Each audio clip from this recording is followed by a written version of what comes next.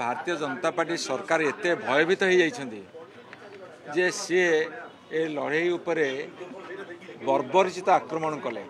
आज बिजु जनता दलर ये जो लड़े थिला ये गणतांत्रिक उपाय लड़े करा जाउथला, किंतु वर्तमान भारतीय जनता पार्टी सरकार एते भयभीत हो जाइछन्ती जे सी ए लड़े उपरे बर्बरचित आक्रमण कले।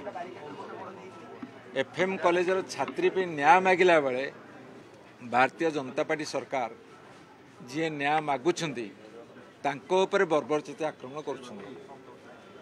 ए आक्रमण फल आमर बहुत छात्र युवक महिला एवं सीनियर लीडर आहत होती, सेमाने पानी माड़ करिसेंती, रबर बुलेट मारिसेंती, गैस बोमा फिंगिसेंती, टीयर गैस प्रयोग करिसेंती।